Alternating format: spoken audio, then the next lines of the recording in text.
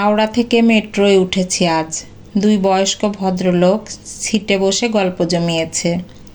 কথা শুনে যা বুঝলাম, দুই বন্ধু, দুজনের বয়স 60 দেখে কেউ বলবে না বয়স 60 পেরিয়েছে।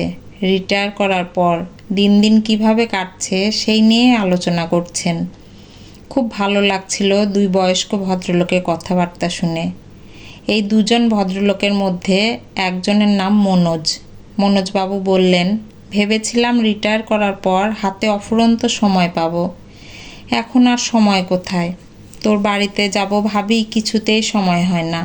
সকালে মর্নিং ওয়াক, নিজে হাতে বাজার করা, ছাদে বাগান করা কাজ আছে, তার পরিচর্যা করা, তারপর খাওয়া দাওয়া সেরে বেরিয়ে যাই। সন্ধ্যা 6:30টার মধ্যে বাড়িতে ঢুকি।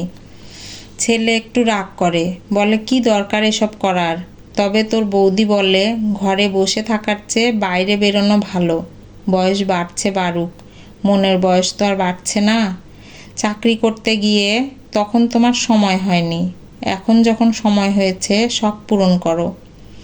মনোজবাবুর এমন কথায় বন্ধু বললেন, ছেলে তো ঠিকই বলে, তুই তো রাপিডো বাইক চালানো বন্ধ করত। জিভ কেটে মনোজবাবু বললেন, কি বলিস, একদম না। রয়্যাল এনফিল্ডের শখ সেই কবে থেকে, রিটায়ার করার পর কিনেছি। গাড়িটা চালাবো বলেই তো। কিন্তু গাড়ি চালিয়ে কোথায় আর যাব? তার চেয়ে কি এটা ভালো নয়? প্রতিদিন বাইরে ঘোরাঘুরিও হলো, কাজকর্মও হলো। পুরো কলকাতা শহর বাইকে ঘুরছি, সিগন্যালে দাঁড়াচ্ছি, নতুন নতুন লোকের সাথে পরিচয় হচ্ছে। আমি কিন্তু টাকার জন্য এসব করি না, তুই তো জানিস। এটা আমার শখ। তা ঠিক, শখের দাম লাখ টাকা। আমার যেমন একটু অন্য রকমের শখ। বাড়িতে একদিন আয়, এসে দেখে যা ওদের। যাব। বাড়িতে এখন কতজন আছে? পরিবার কি বেড়েছে? এখন আছে মোট 22টা। আমার নাতনি রাস্তা থেকে গত পরশুদিন একটাকে ধরে নিয়ে এসেছে। ওই বিড়ালটার নাম দিয়েছে ঝুমঝুমি। আমিও দাঁড়িয়ে দাঁড়িয়ে গল্প শুনছি। দুজন ভদ্রলোকের দুরকম শখের কথা জেনে ভালো লাগছিল বেশ।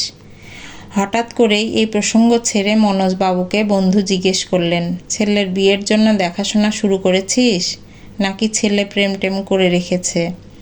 মনোজবাবু হাসলেন।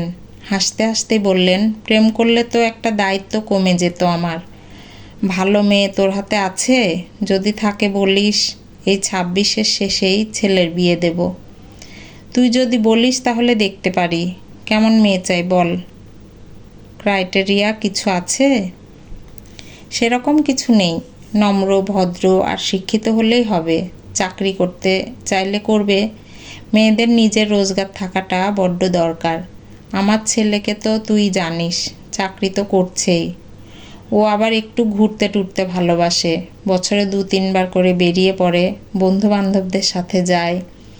ঘুরতে বেড়াতে ভালোবাসে। এমন একটা মেয়ে হলে মন্দ হয় না। খুব মন থেকে আমি আর ওর মা চাই, আমার ছেলে যেন ওর জীবনে ভালো মনের একটা বন্ধু পায়। সেই সাথে আমরাও একটা বন্ধু পাবো। তবে একটাই শর্ত, আজকাল কি যেন সব হয়েছে, ব্লগার না ভ্লগার, ওসব যেন না হয়। ছেলের বিয়ে দিলাম, তারপর দেখলাম বউ ব্লগার।